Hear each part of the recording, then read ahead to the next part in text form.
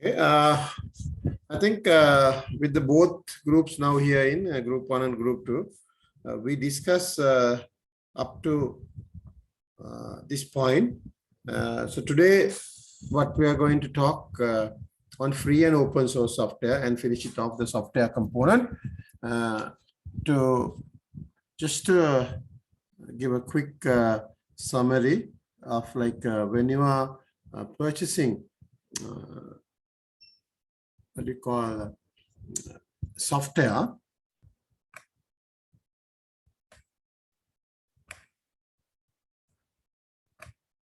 We discussed last week the following. So when you are acquiring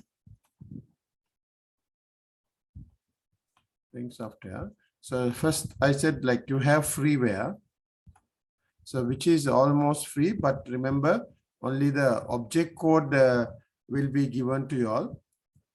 So because of that, we can't do any modifications or whatever. You have to use it just as it, right? And then the second one was shareware. So that is also object code will be given. And then the third category we discussed as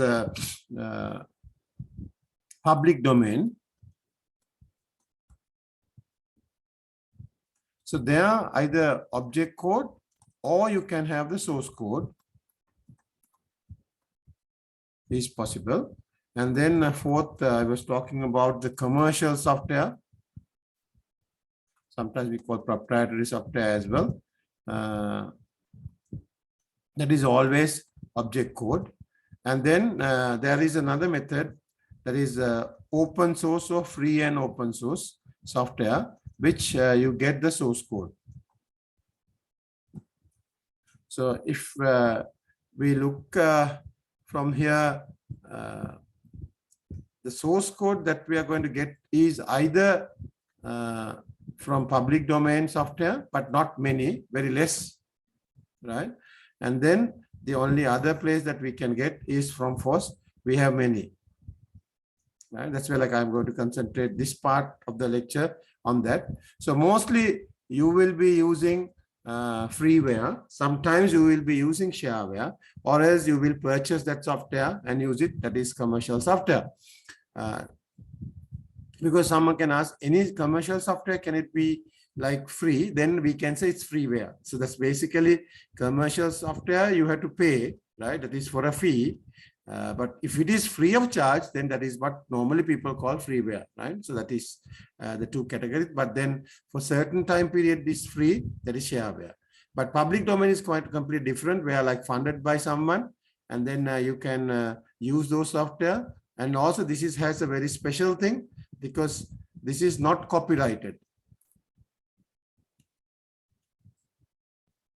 But all the other software, so if I just get a different color, that's a green color. So these are all copyrighted. So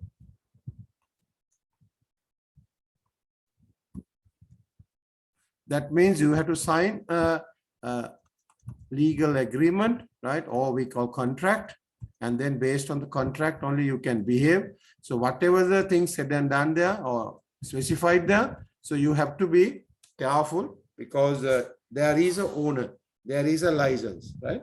So only public domain software you will not be able to get a license. So because that you have no obligations from anyone, so you can do whatever you want, right? So that's why, like, if some of you all ask, if since source code is available, is it possible for us to modify the code and do something, or is it possible for us to sell this software, right? So that's okay. You can do whatever, right? You just name it whatever, because since there is no copyright owner, you can do. But then when it comes to open source, yes, we will discuss that today.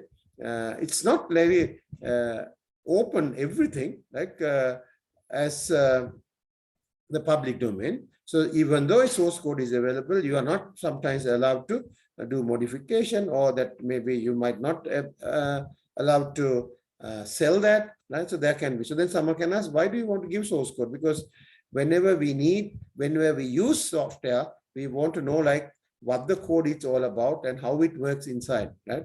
So that's not each and every user can do that, but actually a IT person can do that. But then okay, this is how the behavior of the software, because that is also fundamental right kind of thing that we should have, like before we use, we should know how it is working. So that's one of the main fundamental thing. But of course, from business point of view, that's what I want to talk with you all. From business point of view, like also we will discuss with respect to this open source software, right?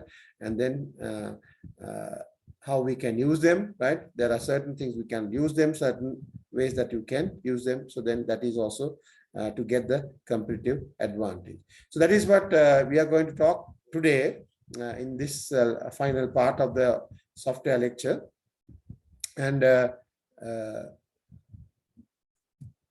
so with that, I will now come to the lecture material. One other thing is, I think I might have said one or two groups. I can't remember which group I have told, so I will tell that. So whenever we say this is free, right, there is a bit of misunderstanding. This free stand for freedom, actually, not for like free of charge. That's a very important thing. First, you all have to understand about this word. So it's like in Sinhala, this is called nidahas and not nomile, right? So even free education, to my knowledge, is also like that, because it is the freedom for your education, not like you have to have without paying, you can learn, right? That's why, like, even when you are at school, you have to pay at least some 60 rupees or 100 rupees, whatever. But then when it comes to university undergraduate also, you have to register, like you have to pay a few thousand rupees, right? 3,000, 2,000 rupees. So it's like, then you can ask, why should we pay? Like, because if it is free education, because that is freedom for education. So similarly, this software is freedom, right? Not free of charge, right? It's where, like, first thing you have to understand, because if not, if you think this is that free of charge, that what you say, that nomile, and then there is a issue like how can we talk about money and other things, right? And then how can we talk about business here? Because there is no business if you do not have anything with money. It's really not. Okay. So just a small story regarding this particular movement. Actually, this guy is the father of free and open source software. He's been called Richard M. Stallman, right? So he actually had a problem with the software, like kind of like he had a operating system. Now we discussed about operating systems, and he was using that. And then he was at one of the big universities in US. He was a system administrator, net computing guy. So he was using one of the OSs, and it was really working well. So they have purchased a new printer, and the printer was not compatible. You all know that, because now OS will not be supporting. So definitely someone can say here, why not they come up with the device drivers, right? So then they might have the device driver, but not for this operating system. So then somehow he had this printer in his office, but he couldn't get this operating system to send any print jobs, because they are not communicating, because the device drivers or the operating system component for that printer is not available. So what did this guy, which is we call RMS for shorten, Richard M. Stallman. So he have written to the authors, like that is the proprietary guide. So that, sorry, not the proprietary, kind of proprietary, but the authors, that is authors in the sense like developers. So there's copyright owners, I would say here, right? So like I made a mistake, like proprietary is not proprietary, like copyright owners, right? The copyright owners, they have said, okay, can you make this printer, I can use it, so that they can upgrade their OS and then give them the upgraded, or we call patched, right? So when they put some patch here, because there's some problem here, so then it will work. So some people call updated whatever operating system, but they have not given. So that was one problem, right? He has wrote to them, and they were not giving. So then again he has wrote to them, can you give me the source code? so that I can do it. So this guy can do the changes and use it, because then when you have the source code, if you are a good guy, so you can do the necessary changes to support this, and then you can make it. But again, they have rejected that. They said, no, we can't give the source code. This is a proprietary software, right? We can't give you, this particular operating system is proprietary. We can't give the source code. So then this guy was a bit upset, because then he said, like, he is a user here, so he has a printer, but he can't use because these people, right, are not giving or supporting, right? So then he, being a computer graduate as well as a professional in computing, he said computing people can ruin the world, or like control the world, because if you start writing software and then you not try to support, and if you do not try to provide code, this is a big issue, right? Then let's say, for example, this is not Bill Gates is doing, but just an example. If the Bill Gates is written our MS Office, right, or MS Word, let's say, right, under MS Office, MS Word, and then they can say you can write any letter, but you are not supposed to write any resignation letter, right? If that was a agreement that you have signed with Bill Gates, that's where, like, I think you have, I hope you have, that's what I asked you last time, was please read. There was a small checkbox and say I agree here button, right? So it's an agreement we're signing with whoever the copyright owner. So you tick here and then you press agree button. That means you are agreeing with all the terms and conditions that the author or the copyright owner is putting. So in that, probably it was said you can't really write resignation letters using MS Word.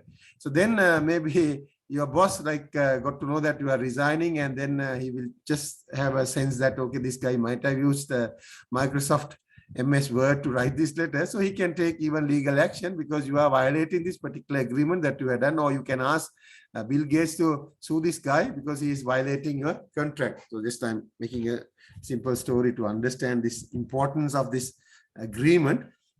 Don't think that seriously the example. So that can happen. So like that's like you can say MS Word only can be used by female. No male can use that, right? This gender bias. You can come up with so many things. That's what like Richard M. Stallman was telling. So if people start doing this in the future, there's going to be huge impact in the society, and that basically creates like uneasiness and then even some problems, right? So who these things are done, like who are the people who is doing is these software publishers, that is the copyright owners. So they are computing guys, right? So then he himself, being a computing professional, he said computing guys should not ruin the country, ruin the world, or control the world. So then he came up with a concept. Everyone, whenever you give software, you have to provide the source code. Now you can see the word free as well. So then he said, people should have the freedom to look at the code. But if you want, you can change it for your need and then you can use it. But you can't sell. That's a maybe the user will agree, I will not sell, I will not do anything, right? I will not another product from that, right? Because the copyright ownership we can still give, but you should have first to look at what the code is all about, and then you should have some freedom, like this particular situation which Richard Stallman had, to update and use it for your purpose, because that is what you have spend, like let's say 100 million, right, of for this printer, right? Then you should able to use this investment in a proper, right? So that is what he said, and that's how this thing, source code and then openness of that get, and then open then source code and open both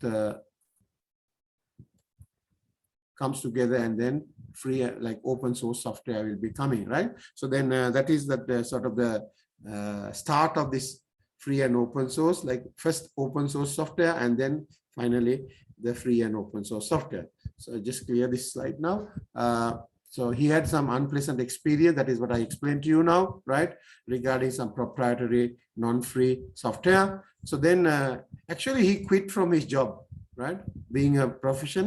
And he said, I'm going to start a project. He named a project called GNU. GNU is a project that he want to create something free, so that he's the one who coined the word free with freedom in mind, and software licenses. And then GNU stands for GNU is, right, not Unix. So then you can see that the proprietary software is Unix at that time, the problem. So Unix is very popular operating system in 80s. That is not when we didn't have Windows whatever, right? So before Windows was there, right? This is like a long time back, right? So that is also proprietary. So a lot of people think Unix is a free software. It's really not. Actually, free software starts after Unix had that bad experience for this guy, right? So Unix is a creator of kind of free and open source software because they were proprietary and they are not giving the source code, right? So Unix is, by the way, not a free operating system. It's a proprietary operating system, right? So then he started this GNU. That's why like GNU is, as we call, a recursive acronym, because whenever you try to start what is GNU, G is GNU, N not U Unix. So GNU is not Unix. That's why like so someone has asked, why did you put like that side of a recursive acronym? So he has said, this is my hateness towards Unix, because whenever you try to understand what is GNU, because you will never be able to understand what is GNU, because G is always that GNU, right? So then next time when you ask what is GNU, again, GNU is not Unix. So then he said, what a person is trying to understand more and more in the recursive acronym, what you see is this part, not Unix, not Unix, not Unix. So he's just preaching that two words, not Unix. This is not Unix. This is not Unix, sort of. That is what he said in a public statement about this particular name. So, but there was a animal in, I think, Canadian region. It's called GNU, right? So then probably that also matches with this. Then he used that particular symbol as an icon for that, right? So that's why like GNU is coming, but not because of the animal, the name is coming, because the name, the symbol has taken. Okay, so that's not very important, like, but to start why it is. So this guy came up with 4 freedoms. Actually, these are the fundamentals of 4 freedoms he defined, and that's where like he started his GNU project, right?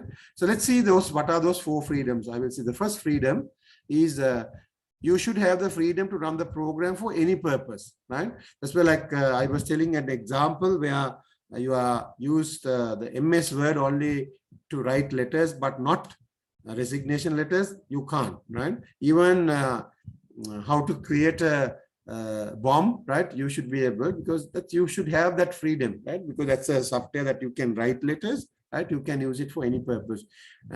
No author, no copyright owner can tell you can use these purposes, or like these gender or these ethnicity people can use it, right? You can't really have a line there, right? That's what like this particular freedom, right? That's freedom number 1. Freedom number 2, the freedom to study how the program works, right? Then you can't study without source code. Actually, source code is coming because of the second freedom. But then he made a very another 2 important freedoms. The freedom to distribute copies so you can help the neighbors. If we have a copy of a software, you should be able to help. Of course, it says your neighbors, right? So in Sri Lankan context, everyone will be neighbors, right? So if one of your good friend in the MBA program purchases a nice software to do certain work, right? Then other person also can ask, can I have a copy of that? And you should have that freedom to give, right? But you are not have the freedom to sell. It doesn't see here anything sell. That's a lot of people ask. So that means which third freedom can someone sell? No, there's nothing has been mentioned. So you can help, since it's a help, right? You can redistribute, right? That's what it says. This is more like a philosophical thing, right? So a lot of people say he's not looking at from business point of view in that particular freedom, right? So it's more philosophical. What he says is, if there is a software, the human mankind can use it to enhance their lifestyle or whatever, right? So then why not you share with others as well, right?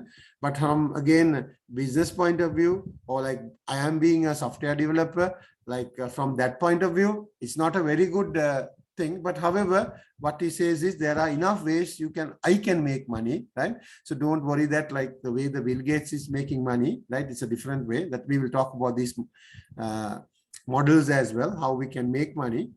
This has some potential. So that's why like straight away, don't think that there is no way that we can make money, right? Through this particular freedom. But of course, I know that in Sri Lankan context, if we had this, I know all our neighbors, all our what you call relations, right? So because of that, I can sell only one copy, because once I sell one copy, then all the others will be sharing or redistributing, and they know that this is so and so, so and so. So that is not the way. Like if you really look at in the West as well, so even if someone knows that, okay, there is a free one, they think that is important for my business, important to my personal work, right? But I have money, right? Why not I pay and get that? That's how like the context. That's then you can have a nice business model, right? Not in a bad mindset of misusing that. So of course you have to put some effort to develop these things, but as you know, like it's not like building like a car. When you build a car, like when I sold that, so if your friend is asking, I have to redo that, so I have to put a lot of effort. But in software, just I have to make a copy. That is just copying means just getting an exact replica of that and then just selling it, right? So it's not as a normal commodities that you can think of the software, because software can be copied. These are electronic copies. So because of that, you don't have to really spend a lot of effort to get the second copy, right? Just a second product, right? Then it's just a copy, right? So in a way, not badly, like if you sell the first copy with a reasonable amount, and then basically you should not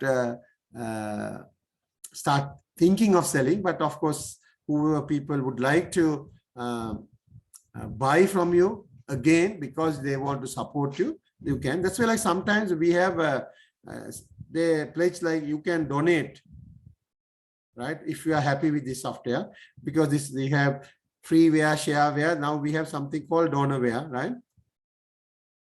So that is donate, like donorware means like you can donate, like if you're happy and if you are making money from this software, right? Why not like at least 1% of that can be given to someone, right? So that is also possible. So there are different business models we can talk here. So especially the third freedom, I just took some time, because straight away when I say that, a lot of people come to a wrong conclusion that there is no business model here at all, right? It's really not. And then the fourth freedom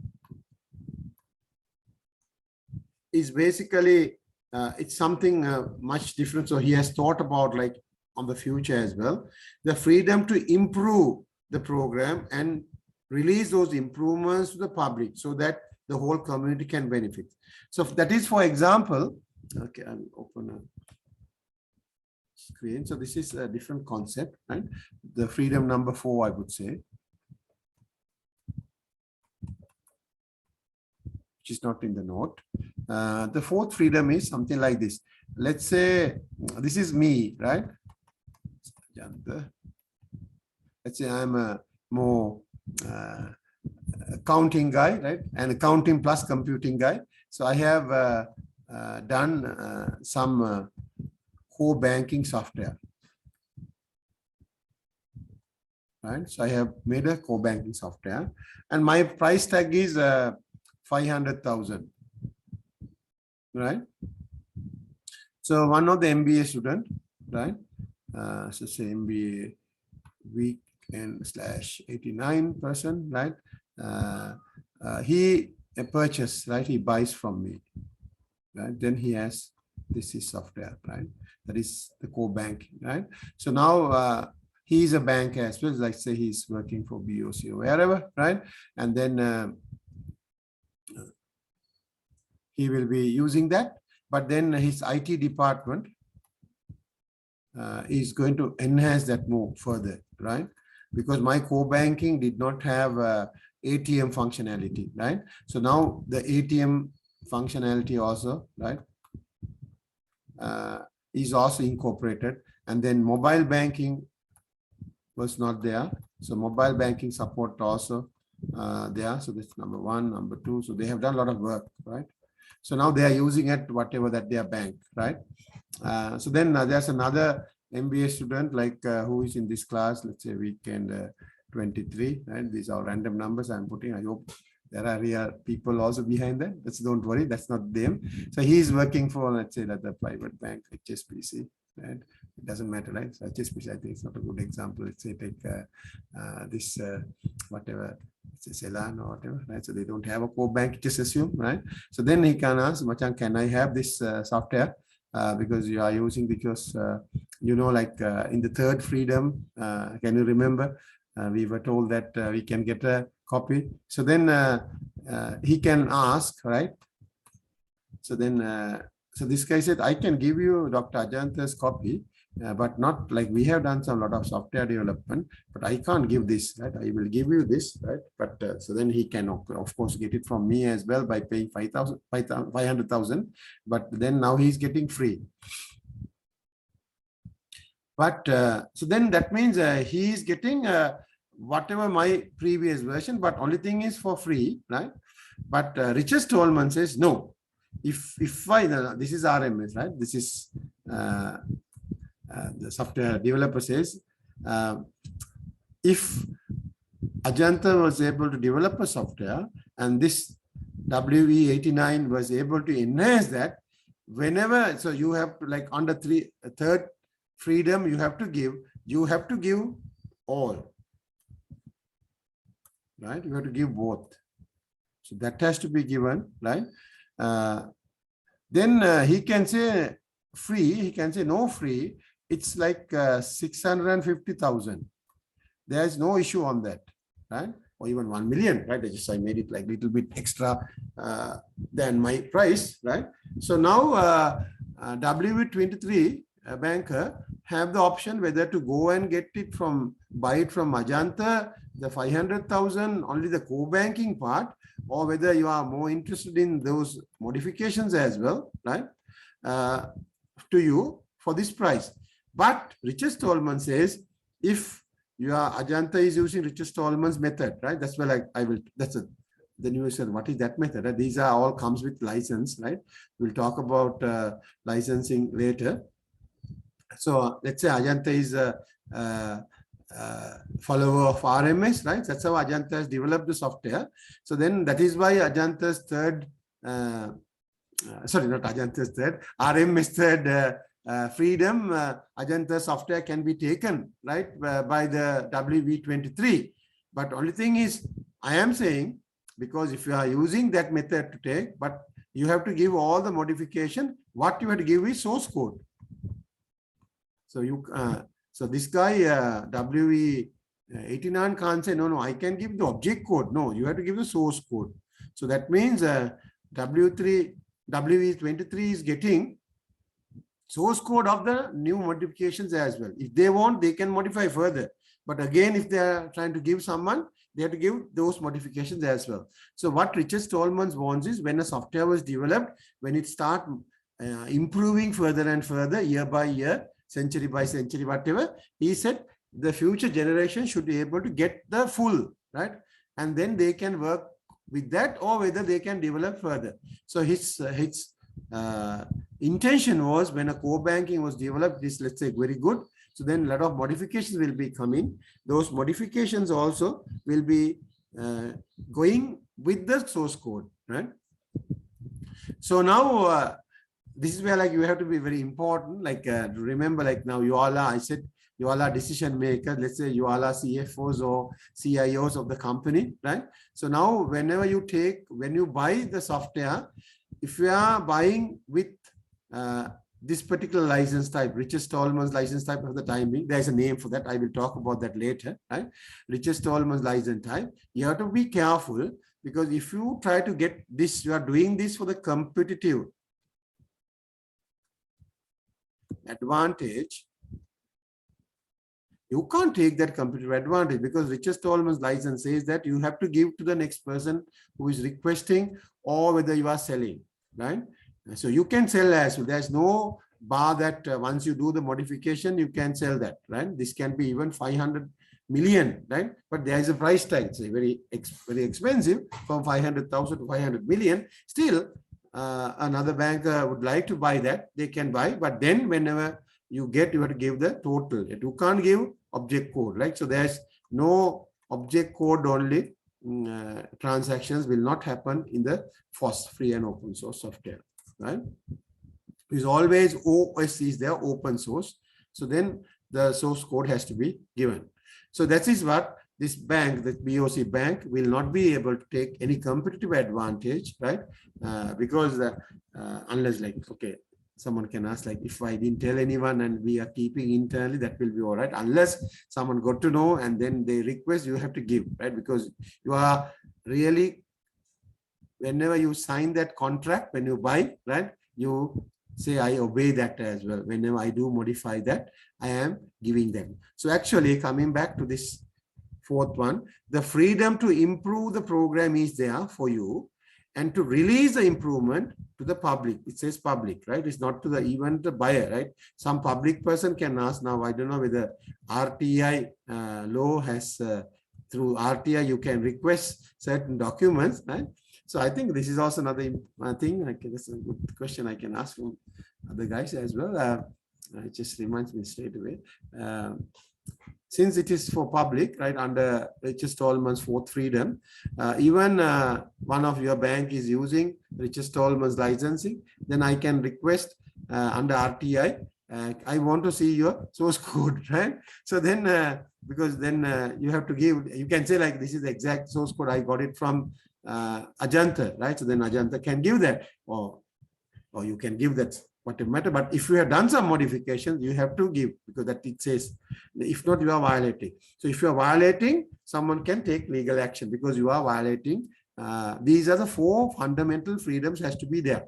So if you are using FOSS and especially this type, right, you should able to do anything with that software. You should give source code because people can need to study. You can distribute to others. There's no one is going to take legal action because you can. And then let's say that sometimes whenever you are using this kind of FOSS software, if someone asks, people can say like, I can't give, that's our company software, like company has a policy that we can't give our software to anyone. But however, under freedom number 3, you can give, right?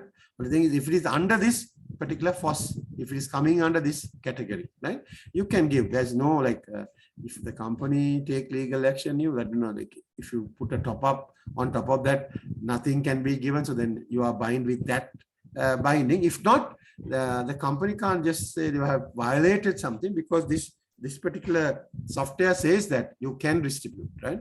But if you are using Bill Gates software like Microsoft Office, that's where like you can't do this, right? Even you can't bring it to your home, right? Because you have purchased a copy to your office, but you have another computer at home, but you can say, I'm not doing any other personal work. I'm doing only office work there, but still you have to buy another license, right? You can't bring that, right? There's no way you can't say, because it specifically says that only for this particular computer, this license can be applied, right? But here you can give that. So I hope you all got the points, but unfortunately, this is like this part we are going on online mode. But if you have any questions regarding or any doubts, please do ask, unmute, and please do ask as in a normal physical lecture. And I have put a URL here. This is about like he himself talks about open source software. I hope still this video is there. So you can listen to that. It's a bit of a longer, I think 1+ hour, I think, video, but it's quite interesting, like his phenomenon, why, like so certain things I said will be there as well, but there are, that's good thing. So if you really time to time watch movies as well, so I will recommend this to watch as a movie. That will be good for your knowledge as well, because from business point of view, knowing about free and open source software very important, because there are certain things you can take competitive advantage. There are certain things you can't take competitive advantage. If you try to do it the wrong way without knowing, you are going to be in a wrong side. Okay, so now here comes the licensing part, right? So this, I will focus more on to FOSS, right? But of course, any software except one, that is public domain, has software license, right?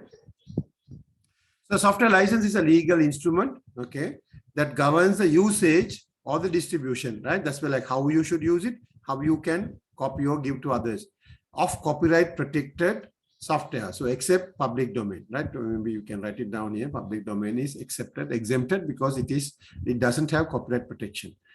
All software, and I have put it here. All software not in the public domain is copyright protected. The typical software license grants the end user. That is, let's say now,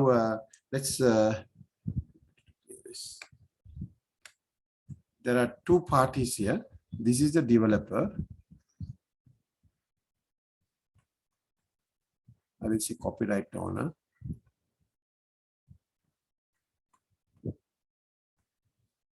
And then you are the one who is going to buy. This is the user. Okay, so we'll talk about one user, right? So just keep that in mind. A typical software license grants the end user, that is you, permission to use one or more copies of the software in ways where such use of would otherwise constitute infringement of the software publisher's exclusive right under copyright law. So that's it. We are in Sri Lanka, we have copyright laws, right? So there are our legal system has passed, or cabinet has passed, right? So because that people can take action. So I was just telling about raiding by Microsoft, like, so that is because we have, if we didn't have copyright laws, like no one can take action. That's where like every country will be having, different countries have different ways of implementations, but of course we are also very strict on that, and quite good copyright laws are there. Generally, now if we use this particular draw a software, so this is the particular software, you can't get it and use it unless there is a license with you, right? That is what we say plagiarism, or like you are trying to use it without that particular license, right? Pirating the software. So if you are using his software, right, this particular software by you without that particular agreement, that basically they can take under copyright law an action, right, wherever you are. So this comes with, this comes with a license, right? So in effect, the software license acts as a promise for the software publisher, that the publisher is the developer here, the copyright owner, not to sue you, the end user, engaging in activities that would normally be considered exclusive right belongs to the copyright owner. So everything belongs to the copyright owner. So you are being given certain permission through the license. That is why we should understand and read and understand what the permissions were given, right? So you can say, no, I purchased, there's a license. So then no, what's wrong? But what's wrong means you are violating that license agreement. That's why like my recommendation from next time onwards, please try to read, right, what is written there. So I'm continuing that software license. So with the software license, in contrast to proprietary software licenses, ownership of particular copy of the, okay, and first of all, now software, now my categorization, I will say proprietary software, that is like commercial software, I said, that includes freeware, shareware, everything, right? And they have licenses. And then we have FOSS. That's why like major two categories I'm taking. So that I was telling earlier, okay, by the way, I'm not taking public domain. So that is a very separate thing. I put here PD, public domain software, PDS. So that is a separate thing because it no copyrights, right? Here, all copyrighted software, either proprietary, that includes freeware, shareware, and then FOSS, right? Now here, I'm not going to talk about each and every license, right, of Microsoft, Adobe, CorelDRAW, whatever, right? We have their own licensing, right? But I'm going to concentrate more on here. Proprietary software license. The ownership of a particular copy of the software license does not remain with the software publisher. Instead, ownership of the copy is transferred to the end user. Yeah, so now each one you get a copy. So this is the software that you get from proprietary guy, right? Microsoft, just always think about your MS Windows, not O365, not cloud thing. Let's talk about just whatever you install for the time being, right? And some FOSS. Now, as a result, the end user, its end user is here now. You can get either proprietary license or FOSS license. As a result, the end user is by default afford all rights granted by copyright law to the copy owner. So now here we have an interesting term. This is like Richard Stallman's names. This person now, the user actually, is called copy owner. Please don't get confused. There was our developer is here, right? That is copyright owner.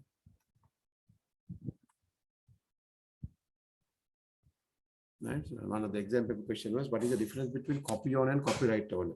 Copy owner is when now we don't call this under proprietary, right? So I have a different color. This concept is coming from FOSS, right? That's why, like I said, here, instead of this proprietary software, right? Mostly like open source software that we have. So that now you have a copy owner. You become not just an end user now, you become a copy owner. Not as the same as copyright owner, definitely, because copyright owner has a lot of other permissions, but copy owner has certain permissions. While, yeah, it's copy owner. While ownership of a particular copy is transferred, the ownership of the copyright remains with the software publisher or the developer. Additionally, a free software license typically grants the end user extra rights which would otherwise be revised or reserved by the software publisher. For example, now this is where, like, since you are a copy owner, you have some permission, you can do the modification. And then the modified ones, even you can sell, right? That's no issue, right?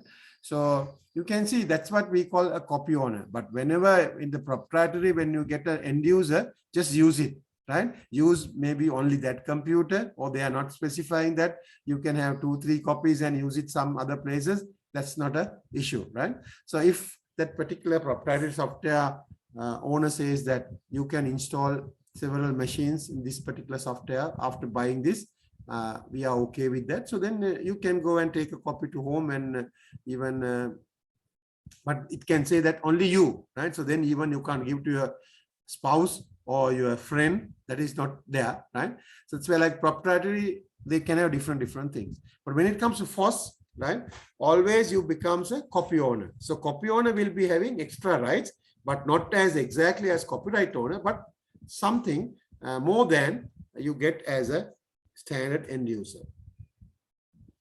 Okay, here comes now the two types of FOSS licensing, right? FOSS licenses. There are two categories, so in a way easy, right? So the one type is called copyleft license. Copyleft license. The other one is permissive license. Right. Okay. So I have to explain a little bit what is this, right? Now, okay. Before we take, sorry. I'll take the screen here and explain. Now, FOSS software.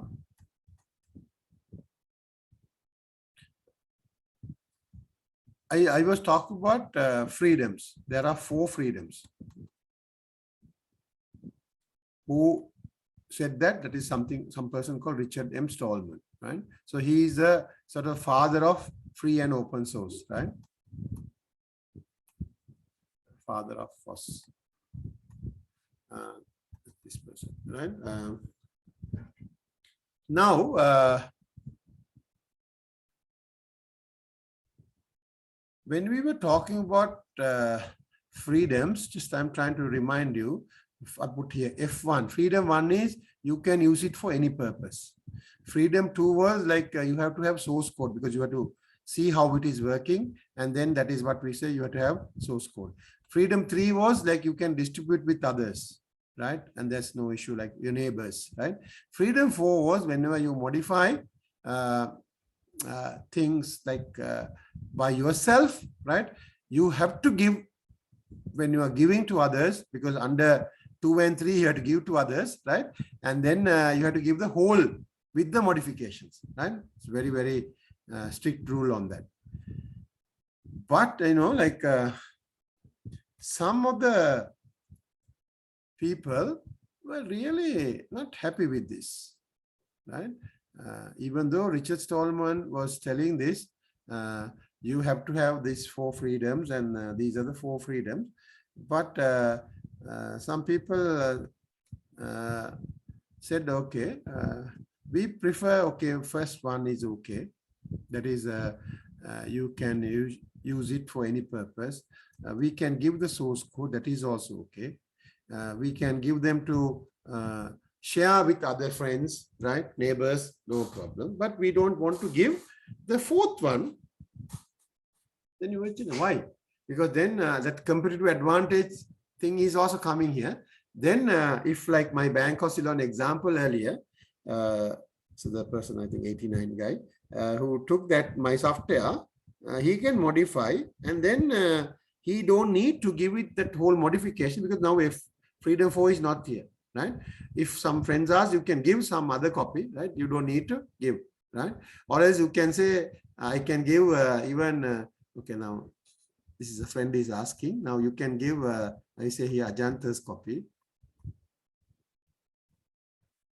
This copy means like original one you purchased from Ajanta, you can give that with the source code. Like you can say, no, I can give you the full thing with modification, modified, even object code, right? So even though this is false now, this did not becomes false, right? That's why like this can close the false as well without, that's why Richard Stallman is very, very creative guy. It's a very intelligent guy as well, right? That's why like this, a lot of people say this 4th freedom is really makes this free and open source really holds together, right? As a free and open source. But now look here, the 89 guy, right? The Bank Oscillon CIO, he purchased from Ajanta. So he is saying like these 3 freedoms with that, he can do whatever. So one of this is his friend, right? Who is another MBA 23 guy, right? He's trying to ask because he's a very good friend. But then he says he can give my copy, that's no issue.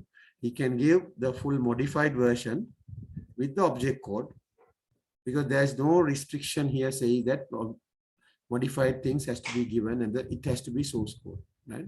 And this also he can ask for money as well from his friend even, right? This can be, he can say, I can give you free because Richard Stallman says that I can share with friends. So under that category, I can give. But for this, Machang, I have to charge you, right? It's about like 750,000, right? Just think of that. My price was 500,000 earlier. So that's something like that. But here, the bad thing is like bad or something, good or bad, both are here, right? So that's which angle you are looking at. Good thing here is like if you are looking at the competitive advantage, you are not giving the internals of the software, but that other person can get it, right? If you don't want to get that, even to give that object code also, you can put like 7.7 million, whatever, and then it's like almost impossible, or 777 million, right? So then bigger the price, like no one will buy that, and then of course you can't give that, and you can keep the competitive advantage with you, right? The Bank Oscillon IT department can hold that, but of course they can give whatever the purchase one, Ajanta's one, because under 2 and 3, like basically especially 3, right, you have to give that, right? But here just you have to as I explained earlier, you have to give everything, right? It can be free or it can be for a fee. All, I would say all components here, right? Or like, again, 750,000, I can say, right? Whatever the fee, right? So that's no problem, but you have to give source code, right? Source code. So you can see the difference now. Actually, there are two types here coming with the fourth freedom, whether it's there or not. So this method is called copy left license, right? Again, okay, by the way, okay, I'll try to get a different color. This is all Richard Stallman's methods, right? This is what he wanted to have. Even this name, you can say you have never heard this copy left, I think. Copyright is there, right? Copy left is something, right? It's a new thing. He created this term as well, right? So copy left means like one copy has been given. That's like you are becoming a copy owner here.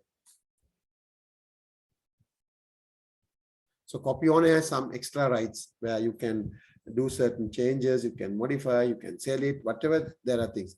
But copyright is still with Ajanta. And then there was another category. This, right? This is what we call permissive license. Permissive. So now you have to check whenever someone says FOSS, is it copyleft license or is it permissive license? Right? This is completely two different because the fourth freedom is not there. Right? So because of that, the control is completely different. So someone might like this, especially to take competitive advantage. Someone might like this because you always can have the source code, all the modifications and everything. Right? That's which Richard Stallman wants under 4 freedoms. So all 4 freedoms are here. This has only 3 freedoms. Right? So then people defined a line like this. One is called openness, right? And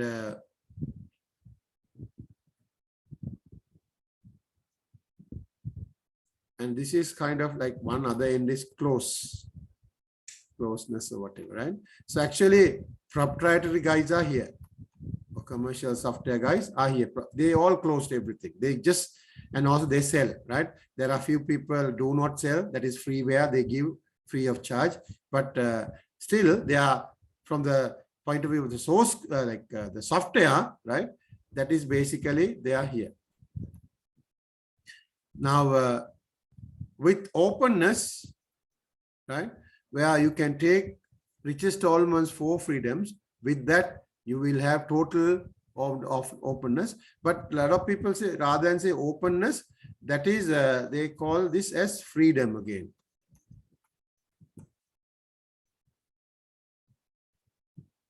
Freedom. So you have total freedom here, right? Total freedom with, I would say here, copy left now, because now I don't want to say Richard Stallman all the time. Now, copy left is a license type. The permissive is, some people say it's somewhere here because it is kind of openness now. Then you may say, what is openness? Because then here is closing. No, that openness is not opening the source code. Like you have, sorry, okay, I made a mistake today. I will re-explain that. Sorry about this. Earlier I was correct. So this is openness, right? So Richard Stallman is, even though he talks about freedom, right? He was talking about openness throughout. That's why like he want to keep with freedom 4 to keep it open, right? But this is kind of freedom. Okay, this is now how freedom is being defined in a different other ways, right? That's so this permissive is kind of freedom because here you have the freedom to close a open source project as well, right? Because this is you're closing it now, right? That is also freedom. That's like, so it's like a lot of people say freedom to the utmost, like freedom is not good, right? Because total freedom means you don't know what to do, right? So similarly, so even though Richard Stallman talks about 4 freedoms, he was more into openness and trying to give you an open thing, right? But in the permissive thing, so removing one missing here, right? That is freedom 4, that you are trying to have another freedom to close even a open source project. So can an open source project be closed at one stage? Yes, but if it is permissive license type, right? But if it is copyleft license type, it will not. It is open throughout until this world is there. That's what like Richard Stallman says, right? Because when you develop a software, the source code will be go hand in hand to everyone. Any modifications, anyone who does on the line or on the transition, that also been given passed to others. So then always you get that complete thing, right? But if you start a project as open source under permissive license, but later on someone can say, I'm going to close it, right? So then that can be closed as well. Closed in the sense like they are giving only the object code, right? So of course they can start selling, right? But they will be doing in that way. So if I come back to my note here, so those aim to preserve the freedom and the openness both together, right? That is what we call copyleft, right? That's where like that in that line I was drawing, right? So that openness is here and then the freedom was there, but then both you have it, you're enjoying both. But those who aims to give freedom to the utmost level, right, without keeping openness, right? So that is what this permissive license is doing. Then what will happen is you can even close that, right? So a permissive software can become a object code only later, right? Is it right? Code only. So if I give in the exam like free and open source software,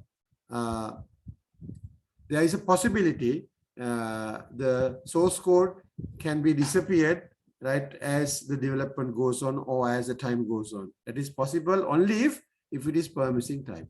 But if you say, so there are 2 answers for that question. You have to say yes or no, right? You can say yes, because if it is permissive type, it can be closed. But someone can argue no, because if it is copyleft license, there's no way, it's always the source code has to be there. Right? So I can give a very generic question just to see whether you have understood both ideas. So you don't need to explain why. So justify your answer. So you can tell one, right? So then I know like you have argued as yes and then give some justification, or you said no, right?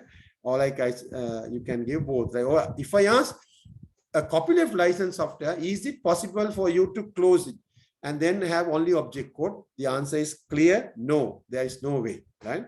Similarly, I can ask for permissive as well. Is it permissive? That means you are guaranteed that the source code will be available throughout all the development. The answer is wrong. No, because there are in some stages it can close. So excuse me, sir. Yes, go ahead. Very good. Like to get some questions. Yeah. What do you mean by when you say you can close an open source project? Like, can you give us an example? Good. Okay. Here we go. Okay, sorry. Screen. Now, let's say I will first, without telling names, I will start. So I am starting a software, right? So this is like a FOSS software, right? And I'm just here permissive, so then you will know not what type of thing we are doing here. So I'm coming with the FOSS permissive software, right? So that is me. That's like I'm the copyright owner. And then this software is here, right? So then I have sold to, this is my second generation, right? Or whoever my buyer, right? And then he purchased that. Okay, let's say it's all, I'll put with money because a lot of people think it's all free, right? So he purchased, and now this is my same code. Now I'll take this is his development, right? Now this guy sees that okay, I want to give this software so next generation. Okay, there can be another generation, like another person who can buy from me, right? Again for 200,000, or like I might have reduced now the price to 150,000. That doesn't matter. But from here onwards, but this guy, right? So he will say, okay, I am going to give only object code now. Right? So if you want, you can buy, right? It's 250,000, not very expensive compared to other software, but you get object code. So this person will be getting only object code. It's more like now, this is proprietary software, because it's less one of proprietary guys are also doing, right? They are developing software and they are giving only the object code, right? So open source project later on becomes a closed source, right? Because this particular modification is new, which is not here in the original one, right? This thing, maybe this is the key, right? With that part only, like really this software's maximum usage can be done. So the first version, someone can use it up to some level, right? So still, maybe this is you now, right? So you can either buy this as object code and use it. This is like for you, it's a proprietary software, or else you can buy this as 200,000, 50,000 less, but maybe you might have to maybe develop some after buying this. Maybe if you also have an IT department, you can ask them to develop our requirement and then we can make it to use, right? That is also, you can use it, right? Let's say you have no intention of selling it further, but you are using only for your bank, but you can do that, right? So there are software like you might have heard about, like MySQL is a software, right? Which a lot of people use. It's a very good database, but it was under permissive. So later on, someone purchased that, like they had it, and then they did a lot of development, and then now they are coming as just that particular project. Now it's over kind of, because they are giving only now object code, like because a lot of development has been done someone, and that person is not giving, because of permissive, he had that option to do that, right? But if this was copyleft, you can't do that, right? We can take that person to court, because you are not supposed to give. You can tell, you can give the object code, and if this guy is not going to sue you, that's no problem, but he has the right to ask the source code, and then you have to give them. If you do not give, right, that's where like we can take action, right? So that's the difference between permissive and copyleft. So now let's again, I will take example bankers like you all. Now, when you also like have some for software, you are thinking, okay, we have a very good IT department. I want to do some customize and we like get state of the art new things, but then you can get this software and then do that, and you can keep it with you, right? Because now you are not going to need to, like, if it is permissive type you purchase and you did modifications, you are better off. But remember, if you are purchased a copyleft license and do modifications, and if someone is requesting your neighbor, right? So then you have to legally go and prove that he is not a neighbor of mine. And then under Freedom 3, that other person can't declare that I need that software, right? The source code. If not, you have to give. Is that clear? Yes, sir. Understood. Yeah. Okay. And others also, please, like, so then I also make it a little bit live, right? So these are the two things. So this is very good from users' point of view. If you are normal users, you prefer, right? From this point of view, like because you always get the source code. As from country's point of view, they like, because we can see the source code. That's why, like I was telling, if Bill Gates was using this, the Australian government can see the code. Like Australian government is not going to make another copy. They can say that.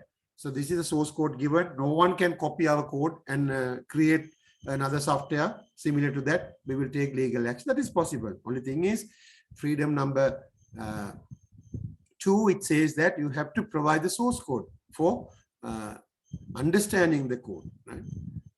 But this is good, like if you are really trying to get competitive advantage from business point of view, because you take a software and you try to develop further, right? So people try to develop in-house development. This is much better because you can take the competitive advantage. And yeah, like from your business point of view, as some people say this is more like business prominent, right? Because you can make money with this software after doing development because you can close it here, right? But here you can't do that. So because of that, you can make a business because you can sell, but when you sell, you have to give the source code, then someone can further modify on that. So it's the same thing. Software licenses either proprietary, so this is one end that is almost close to everything, right? So here we say open, but open source, right? I say open, rather say open source. And then open source has two things. One is like full freedom, right? Full freedom is just even you can close it. Here, controlled freedom plus openness, right? That's like the copyleft license. So Richard Stallman is the other end, right? Whereas proprietary guys in the other end, right? This is where like you have to be pushed in, right? But you might stay here because to get some competitive advantage, right?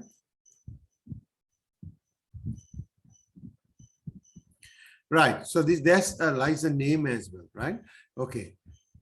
Software license. I will now talk about the first type. That is Richard Stallman's license, right? Copyleft license. An example of copyleft license. There's only one. Even though I said the example, there's only one because this is Richard Stallman has made it. So no one has tried to add more things to that. Richard Stallman himself is doing everything, right? So it's called general public license, like very popular GPL. There are a lot of, okay, now these things are not for your exam. Like there are GPL version 1, version 2, version 3, right? So I will not asking like what are the difference between version 1 and 2, but knowing that is good. But from exam point of view, I don't want to go that detail with you all, but at least you all know GPL. Okay, that is copyleft license, right? So then what you can do, what you can't do, if you know, that will be very good. But people who are interested here, you can read more. What is GPL version 1? What is GPL version 2? What is GPL version 3? There are some slight differences, and then some more things have been given. But we have only one license under copyleft, that is GPL, right? This license is aimed at giving the end user significant permissions, such as permission to redistribute, reverse engineer, and otherwise modify the software. And also, if you want, you can say sell that also, right? Because you have that freedom. The permissions are not entirely free of obligations for the end user. However, the end user must comply with certain terms if the end user wishes to exercise these extra permissions granted by the GPL. For instance, any modification, this is what freedom 4, right? Any modifications made and redistribution by the end user must include the source code, right? That's what I will just start explaining, so that is in written form here. So if you want, you can even sell. I didn't put there, so you can even sell. You can be a business person, but of course, when you sell, remember you have to give source code, right? So that's a copyleft license. Then permissive, there are many. So if I go back, yes. Oops.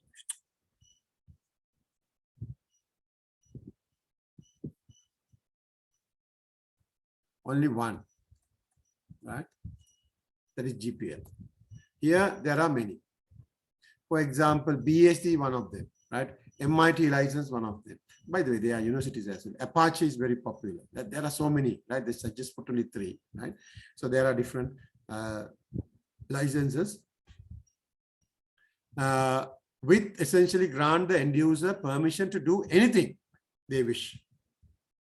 That is even close the source software, right? So that is also they are giving. So kind of like then it becomes a proprietary software as well. Okay.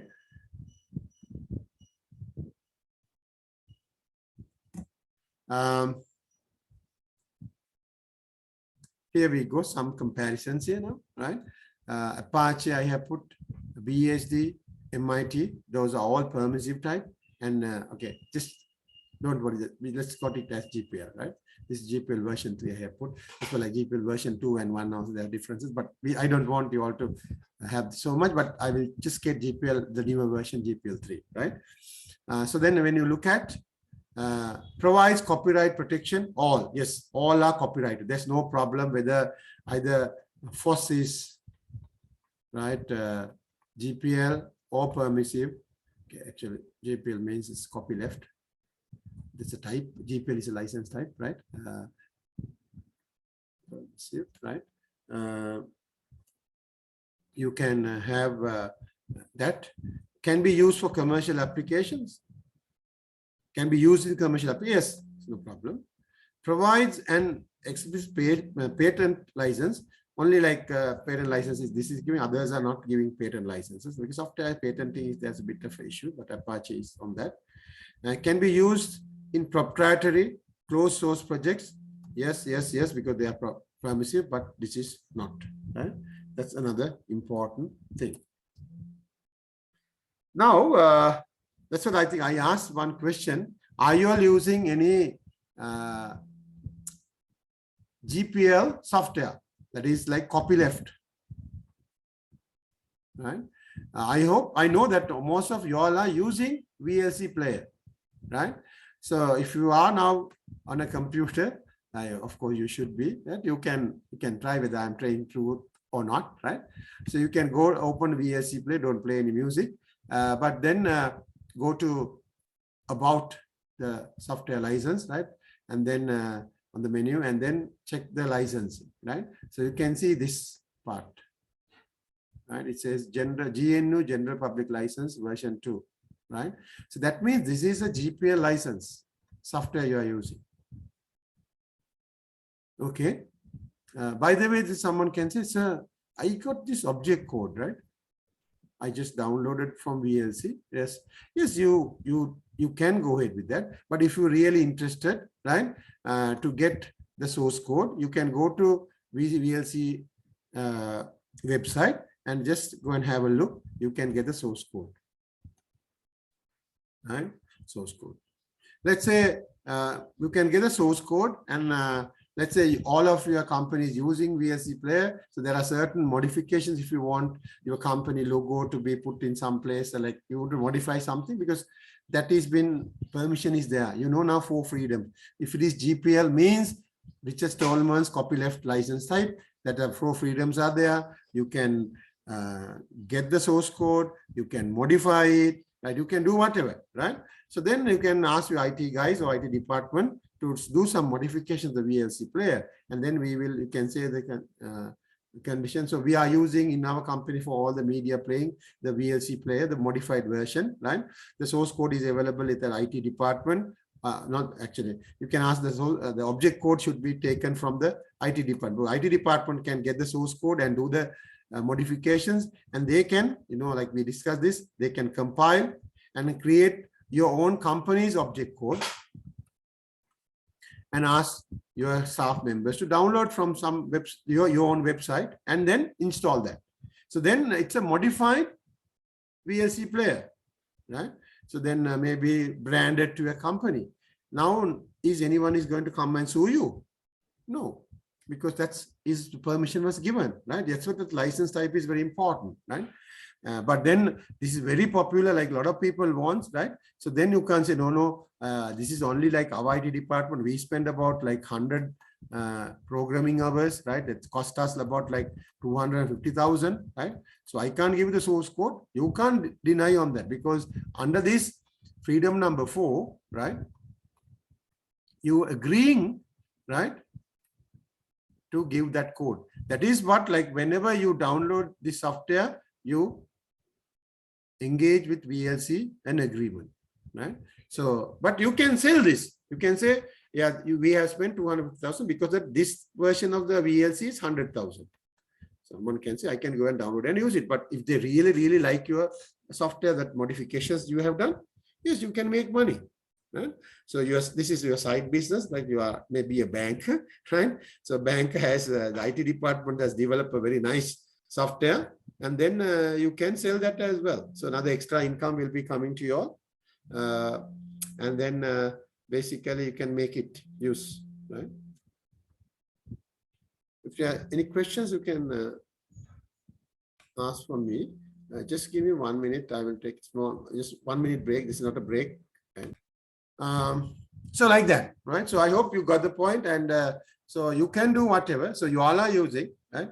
Now you have to start looking at whether any other software also whether you are using, right? Then you should be.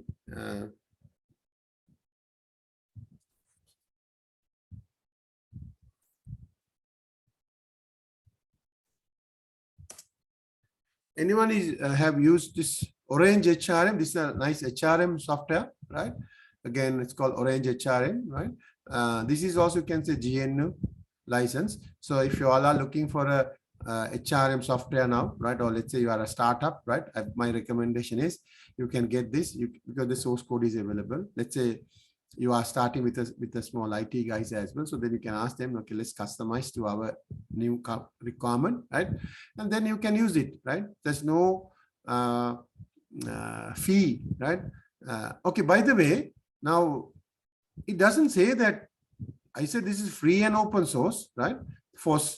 I said F is for freedom, but a lot of these software comes as free of charge. That is an added advantage. It's not because it's first. It is just because like those people want to give it. Don't ask me why. Right? That's why they failed it. Okay, we don't want to make money in that way. Like, there are different ways they can make money. Right?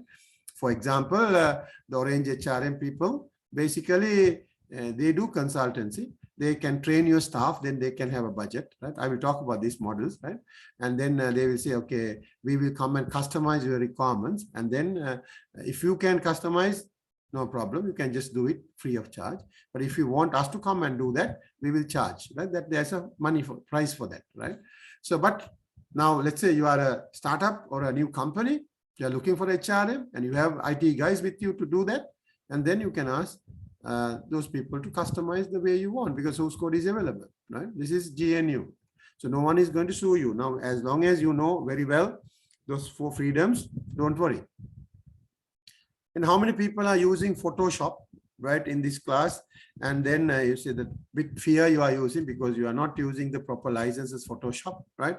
Because the Photoshop is a licensed software. You have to purchase the license, right? But there is a very nice, we call GIMP, GIMP.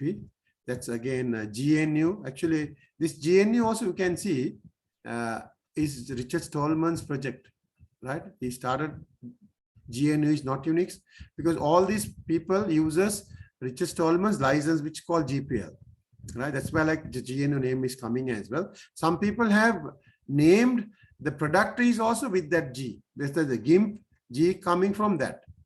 VLC, they have their own name, right? That's an Orange HRM, they have their own name, but license type, they have GNU.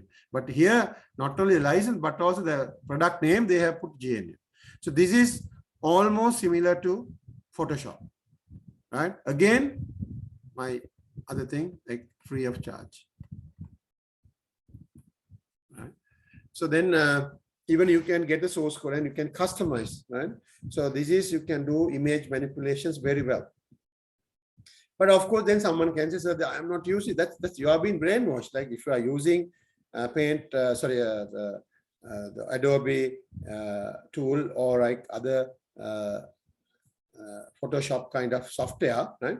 Because now you have to that you are being trained because when you start the first day, you were not knowing anything, right? But you looked at it and you went through a lot of videos and then try to understand a lot of training. But then you can do the same thing. So then some software like guys like they will charge for training, right? Train how to use it. But now whenever it looks like when you start download, you can download GIMP, right? I will recommend some of you all if you are really using Photoshop, right? And then actually you don't have a license with you, and if you really do business also with that, it's very, very bad, and you can get caught, and your business also will have but can be problems. But why not you download the GIMP? And or first, I will recommend you to watch a video in GIMP right on YouTube, and then later slowly start using it. So without any fear, right, with your very relaxed mindset, you can use this software. And then it's, of course, you don't have to pay any money. And if you make money, so why not you donate that developers? Their details are there, especially when you go to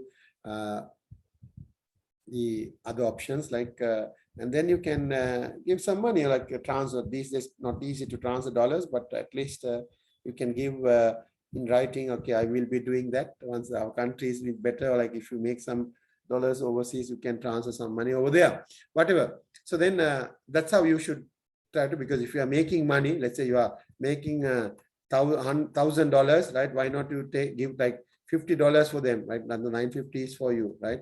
So then they are also going to be happy as well. But that's, they don't do charge anything, right? This is GIMP is also GPL licensed software. So I have put a link here, right, to look more open source software packages and see whether you can use them. I will not go one by one, right? Again, the VSE guys, like you can go to Video Land. That's where the really the real creators are there, right? And you can just download and you can see download source code, right? It's there, right? So you can download the source code. Generally, you download the object code because that's what you want to install yourself. But you can get the source code and give to your IT department, or you can ask the IT guys to download that and now do it. So you can you can here donate any money at any time, right? That's no issue. That's what like, so then they will develop further features, because if you use this product to make money, but for just your own entertainment or like your own browsing of video material yourself you are using, so then you can say, okay, I'm not really making money from this software. I'm so happy. So I'll be recommending that to anyone. But of course, if they make money, definitely they will also donate to you, right? That's how it has to be. So again, coming back, I will take a few examples so that we talk about GIMP, right? And Adobe Illustrator and CorelDRAW is very, very expensive, right? Very expensive software. There is called Inkscape, right? Again, you are doing desktop publishing. Inkscape is good, right? And then you can use that. Again, I'm not comparing apples and apples. These are apples and oranges, right? So then, so you might say like, so it is not as good as CorelDRAW. Yes, but this is, let's say, 250,000 license, right? This is, let's say at the moment we get, let's say I'll say 250,000, 2,500. Actually, it's free. Let's say you have to pay at least 2,500. That's a huge price difference. Now you are a startup company. You are going to start a new business with desktop publishing stuff, right? So why not you like rather than investing your money, right, straight away to this software, why not you use this and start your jobs, right? And then while you do that, you will realize that, okay, some jobs are coming which I can't do it from this software. I need much more sophisticated software. But you might have, by now you have made some money. So now you can buy it, right? That's like, so no point, like it's okay. You can buy those commercial proprietary software for a purpose, right? But at least you can start off with this. But some of you all can do all your work from that. So then why do you have to buy this, right? Because if you can get that one done. So instead of Photoshop or PaintShop, like if you use GIMP for that, you can do that. Like again, Windows Office, a lot of people have concerns, issues, something called LibreOffice, KOffice. There are so many other stuff as well, right? So they are also not apples and apples, right? Actually, Microsoft is a very good company, and that Windows product is good. But and we are also being brainwashed towards that, right? But if you start having a idea like to move towards that, you can get it. So like that, there are, and Maya 3D Max, right? So that is it's very expensive. Like I can't remember now the prices as well. There's something called Blender 3D, right? You can do some 3D animations from that. And that, so almost this line is free of charge as of now when I say, right? So these are the advantages that you all can get. And this is another URL, you can have a look. So what I'm trying to tell you is, it's very important for you all to use these tools. Of course, it will be a little bit, you are native to that or novice to that particular software. But once you get used to it, you can get you. But only thing is the amount of money, right? Because you need, like, you have 5 branches, and then you need each branch the Maya software, right? Then you have to buy 5 licenses, right? So then it's very, very expensive. But you can ask them to, okay, work on Blender 3D, right? And then one branch which is in, let's say, in Candy branch, right? So they have a lot of other stuff which is coming where the Blender 3D cannot be used. So then you can recommend them to buy Maya, right? And then you are at least saving some money as well. So likewise, you can have your own decisions, right? So that's all about FOSS, and then licensing. And then there were 2, that is GPL license, and the other one is, this is copyleft. I always made a mistake. The GPL is an example, right? So this I had to say copyleft is type copyleft licensing or permissive. So here GPL is one example, MIT, right, or Apache, right? There are so many other things, right? Knowing about 2, 3, up to 4, 5 is good. Like just type permissive licenses on Google. You can get a Wikipedia page. You can see a lot of software, and probably you might be using some of them, right? Probably you use Chrome, you use Firefox, right? So there are so many, right? That's what then you say, okay, I know I am using these, right? So GPL, that's what I just showed you example. VLC, right? And then this GIMP, right? So that very nice, very good tools, very sophisticated tools, as well as other things like Orange HRM, right? Those kind of things. There are so many others as well. But right now, I will. One last thing I want to discuss with you all is always we talk about Linux, right? So what is this Linux, FOSS, and then Unix? A lot of people get confused these terms as well. Now, I think with my story that I started with you all, I said the Unix was there initially, right? So Unix is a proprietary paid operating system, right? So that's what. So it's in 80s, right? Still it's there, but now I think very few people are using it, right? This is again before Microsoft era as well. So then Unix was there initially. So Richard Stallman had a problem, right? So then RMS came up with GNU project, and he coined a new term called FOSS, free and open source software, right?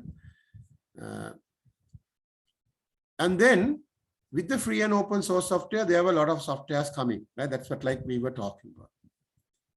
But now, I have to open another window. When Richard Stallman said, I'm opening a GNU project for software, right? He was targeting software. So we know that software has 2 major components. One is system software. Other one is application software that we discussed. Under application software, I was just talking about 3 types, right? General purpose, specialized, and tailor-made, right? But just this is the main 2 categories we have, right? System software. Also, we have other components, but actually OS is one of the important here, right? So what happened was when Richard Stallman started this work late 80s, right? And then it went on like early 90s, like when he was getting lots of application software was done, right? I think GIMP was like there from the beginning, but VLC came very recently, so I should not put VLC here. But since you all know VLC, like VLC, right? I say here like VLC, but because VLC is a new one, but there are so many other software a lot of people have developed. Now I will tell the story why it is free of charge as well. Now Richard M. Stallman, RMS, is the one who came up with this method of GNU project and the FOSS, right? Lot of developers in this world who were working in different companies, right? Thousands of, right? They said, we really like your concept and we would like to develop software for you under your GPL license. This is what happened, right? So this is our community service. So they all volunteered, right? And they said, okay, we will give us a job, we will do it, sort of like that, right? So they really regarded he as a god now, right? Because he just, he's not a computing guy, that's what I said, he's a philosopher as well, like, because he was just trying to give some concepts which everyone likes it. From business point of view also, there are important points, but you have to be very tricky to take comparative advantage. But just from business point or like general usage, there are some important stuff. So these people start writing code and they didn't want to, they want to do voluntary base. That's why like it is coming as free. If not, if we had to hire all these guys, you have to pay salaries. And then of course there is a price for these, all the software which he is getting, right? So that is one reason today we have free of charge, because the word free is very bad. It's their nominally, right? Free of charge.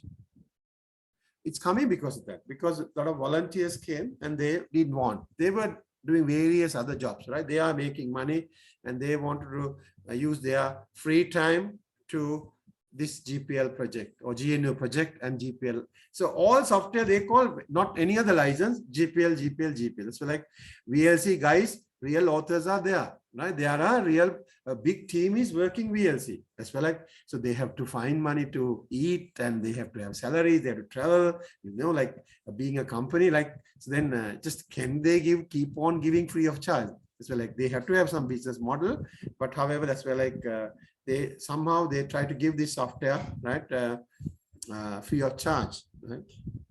So that's why like donating that will be a good thing.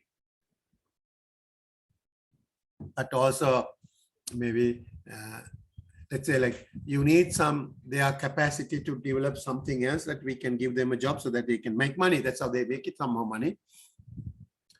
So that is how this has become free of charge. If not, like this model does not support anything free of charge, because of the people voluntary basis, this has come.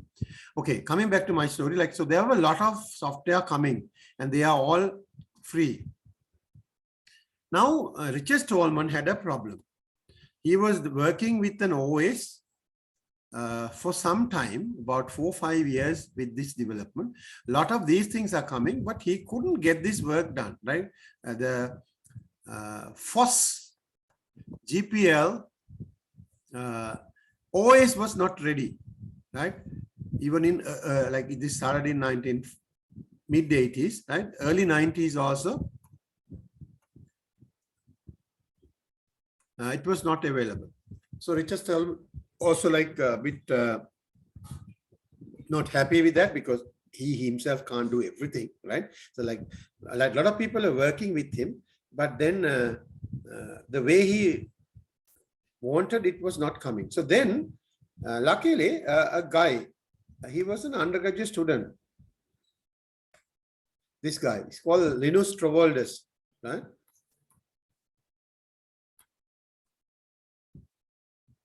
Torvalds, US, I think. He's I think University of Finland, yeah, Helsinki. He's from University of Helsinki, yeah, from Finland, right? So I think he was 18 at that time. He has done actually for one of his assignment, right? He has done because his lecturer has given some code that is also kind of like open source code, like open source in the sense like the lecturer has given it the code, right? It's like I would say it's like public domain, right? Public domain code given lecturer, but it is not a full operating system. The assignment was to implement some components to make that working OS, right? So the OS is his assignment. So he has to write some code, and he has written more code than the lecturer wanted. And this was almost like a good OS, right? And then he was very fascinated about this Richard Stallman. So then he said, I would like to donate all the work that I did for this assignment and my lecturer's public domain code to under GPL license. So then Richard Stallman also felt like I was missing operating system. This guy's code was quite good. He's Linus Torvalds. So then there was a marriage happened with the GNU project and the Linux, and then they call Linux, right? So it's like generally we call GNU Linux is the right name, because if Richard Stallman says a lot of work, Richard Stallman's stuff is also there because it's a product now. Then we have system software, OS is here, and then we have the applications, right? Applications running. So that's where like GNU Linux came very late, right? So first Unix, because of Unix, GNU project started. With that, a lot of GPL software started. With that GPL, there are some people without the fourth freedom, they were using permissive type, right? But then finally Linux came. So Linux is very popular now as an operating system, right? Actually, what you all are using in your Android is also a Linux version, right? That's another modified version of Linux. Google is also fascinated with that. That's why like Google, when they wanted an operating system, what they did was they used this, right? So actually, go and check your Android licenses. Again, it has this word GPL, right?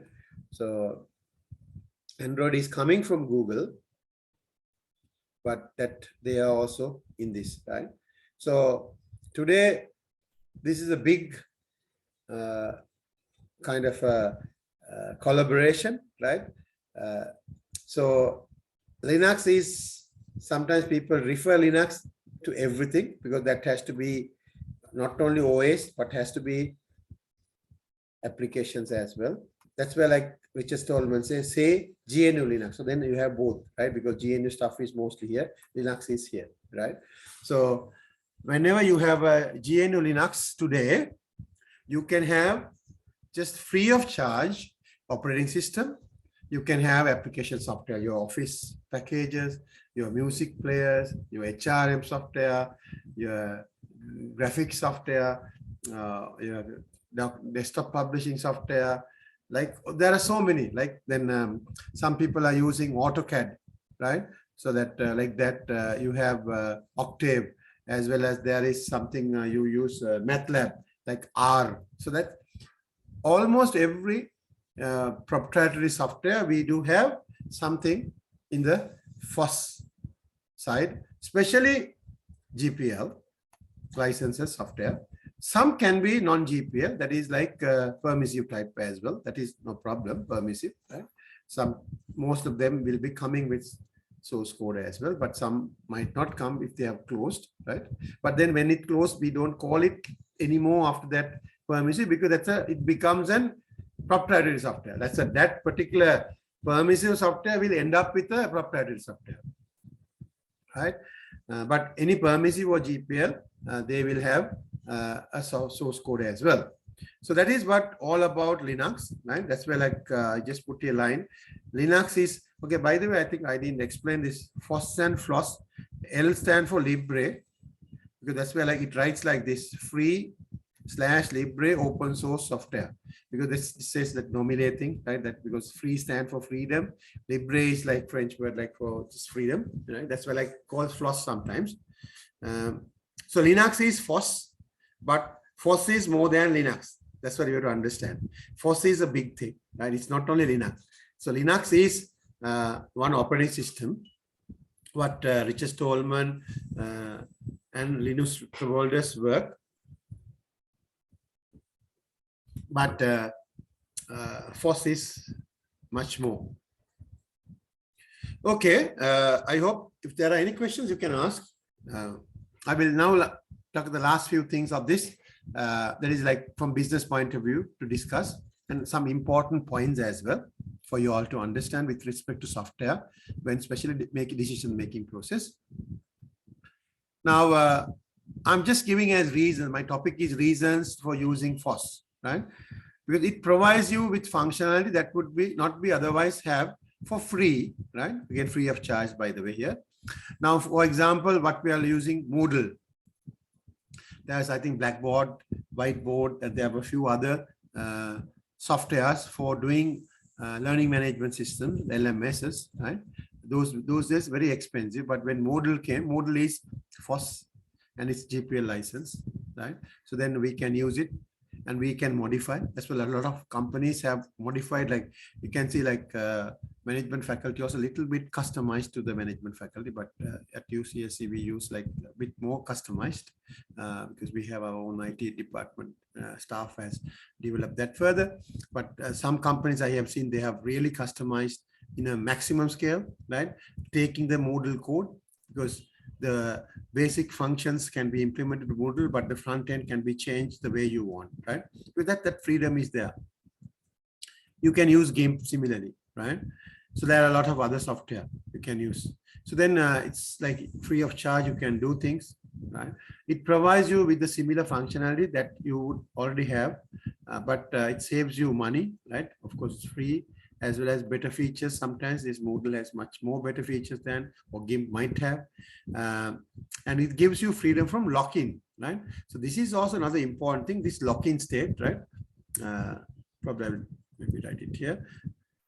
Now, whenever you buy software, let's say this is a proprietary software I'm talking about. This I know that I will not name the banks, right?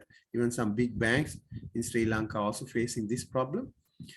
You have purchased a proprietary software. This software is that.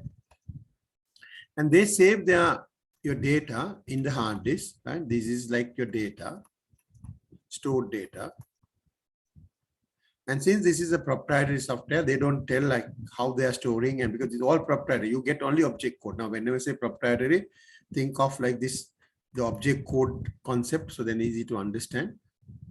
Now, what will happen is, if you want to change to a newer software, right? You can buy, this is a new software now. This is your old software. This is your new software. You have purchased now, right? Let's say maybe this is 100,000. This is 50,000. So this is your new software, is better as well as cheaper, right? But now the thing is, they would not give you the data. They will say, this is all closed source. We can't give our data storage. And then you have never signed up with any agreement. You have to give data even in this format, right? If you have requested, the data has to be given in this table format, whatever they would have given, because that's the contract.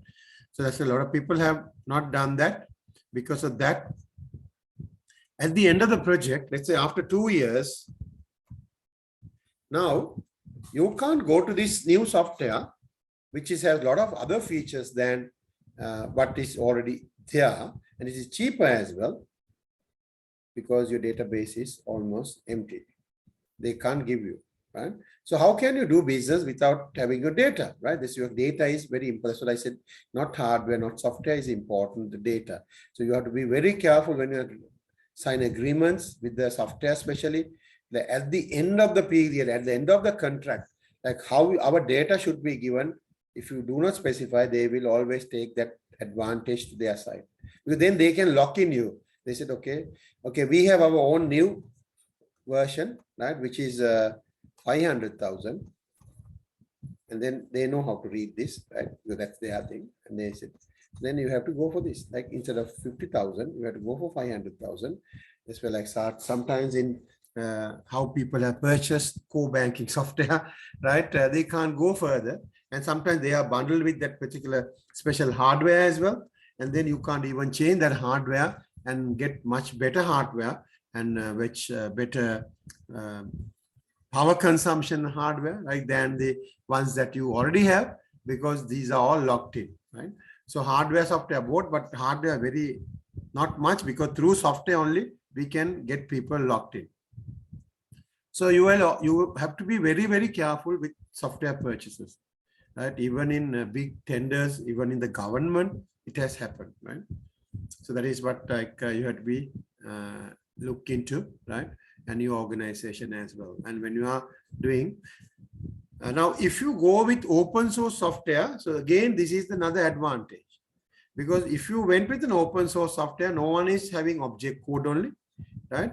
Let's say you are going with the GPL or like permissive type, whatever license with source code available. So then you know how they have stored the data, and then that you can transfer. So this is like we call a transfer program has to be written. That is another, any IT guy can do that by looking at this code.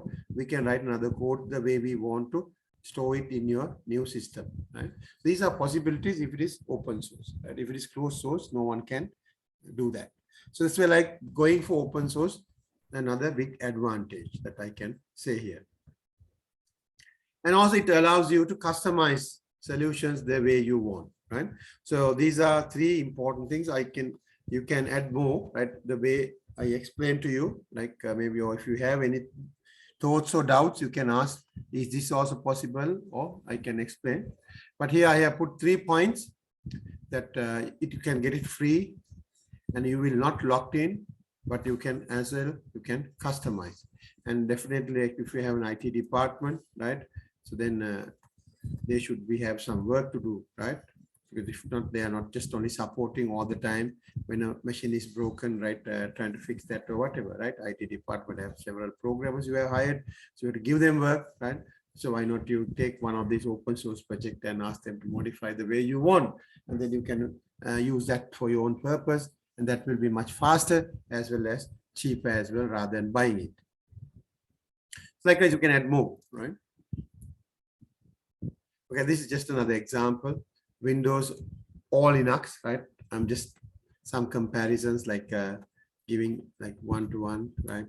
Certain examples like big ones I have put here, right? And then so that you know that, okay, there are possibilities, right? So free and open source software has a lot of products that you might have heard about as well. So a lot of things like this we discussed, right? MySQL, like it has now gone back, right? Because it was the permissive type. That's what like MySQL had. But if it is VLC, since it's GPL, VLC will be there forever, right? Unless we don't like VLC at all, so it will die and then no one VC, because no one can take the source code and close that because this is a GPL. That's the beauty of the GPL, right? So then you have a lot of proprietary, very good software we know, right? And they also but however, they are giving us only the object code. So this source code will be there. Okay, benefits of FOSS, again, how we can sort of make money as well, right? First, let's talk about benefits, and then I'll take about how we can make money. Cost savings, benefits, yes, you can reduce cost or like no cost at all. Okay, I will ask from you all, how about security? Now, security in the sense, tell me with respect to proprietary versus FOSS, which one is secure?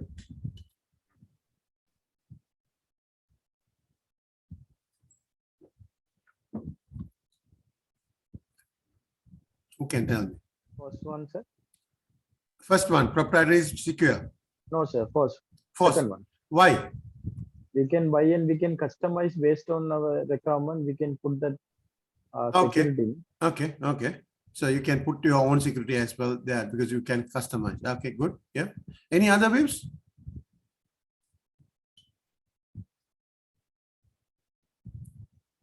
Let's try to be a little bit interactive. Yeah, sometimes in the class, some people say, no, this is also secure.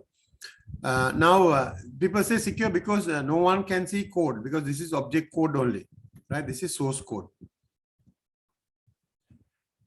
So then some people say that, okay, since it's source code, people can see the problems here, and or they know how to I would say attack, right? How to do something, because here you don't know because you can't see the code.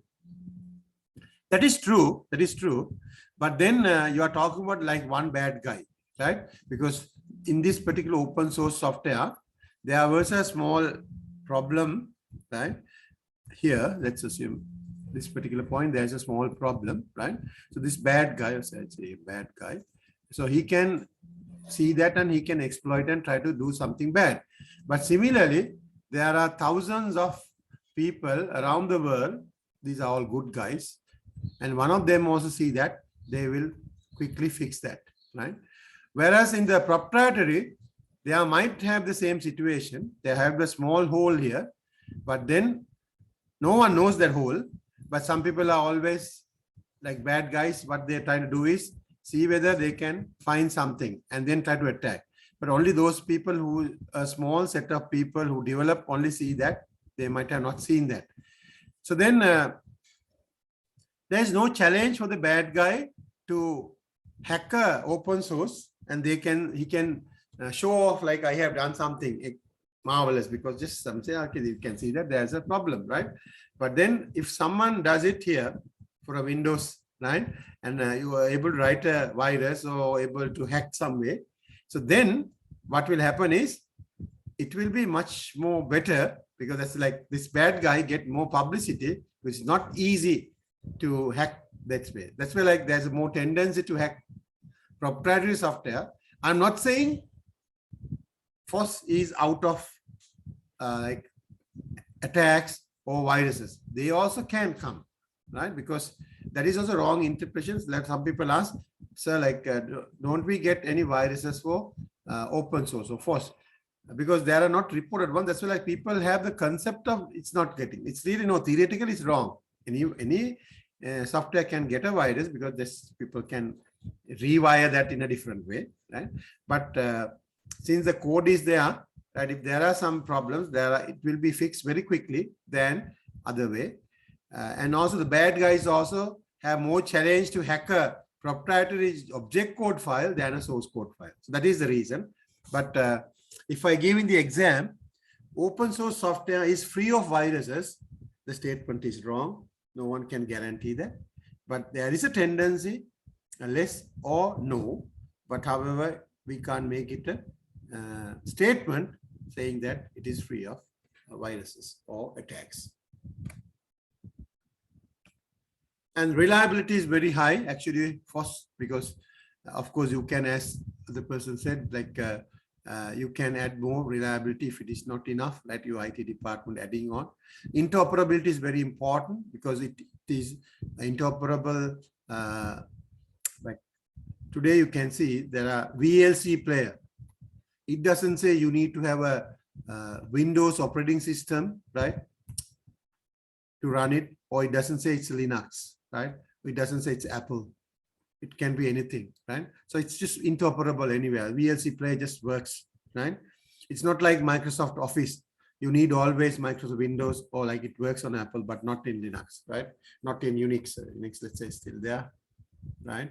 So then you can't say that it's just interoperable. And open standards, because of that, you won't lock in. That I just talked about in the previous exam slide, right?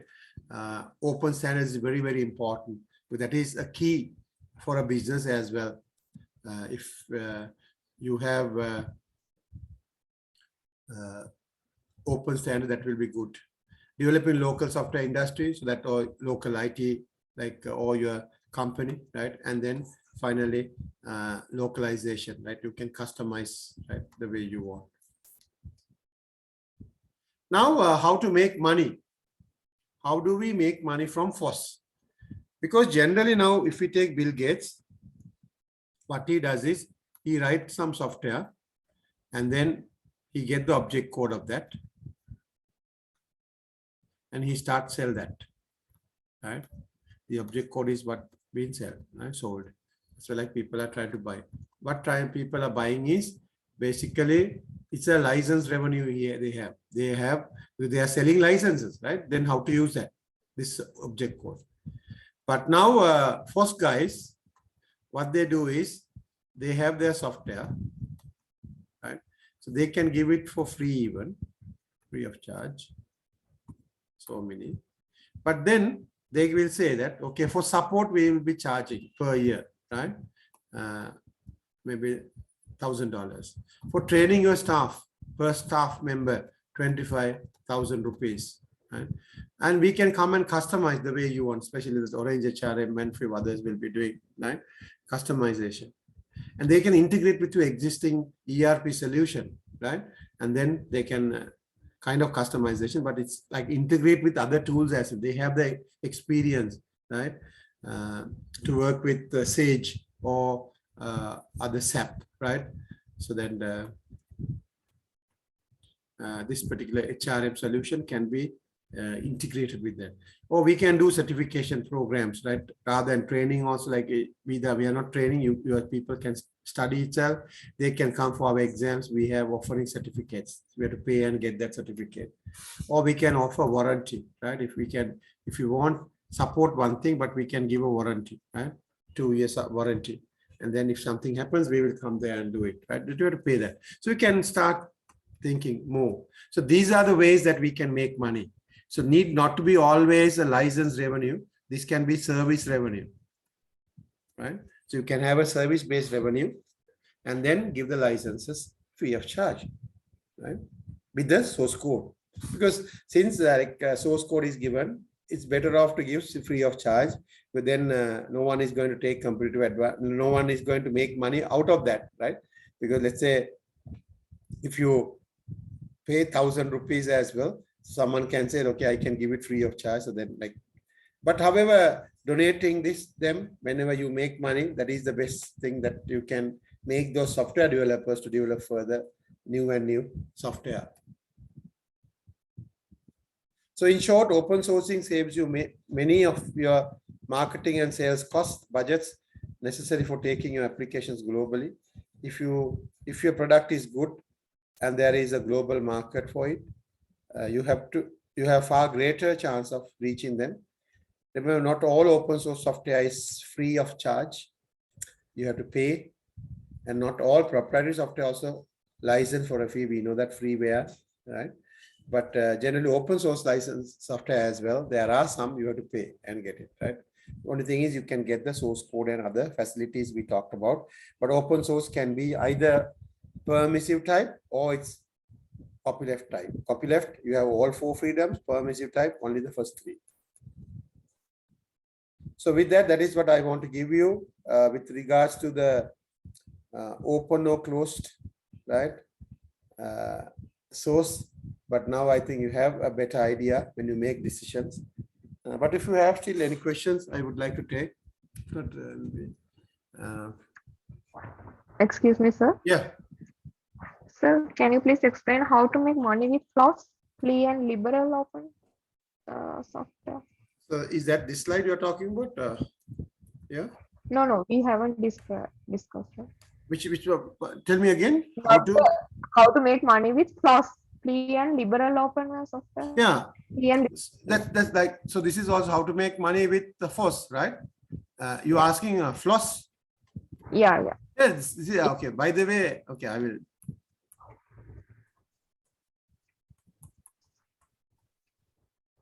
Hope you got the point, right? FOSS or floss means same. There's no, this for, actually when we write that also, we write, even though we call floss, when we expand that, we write like this.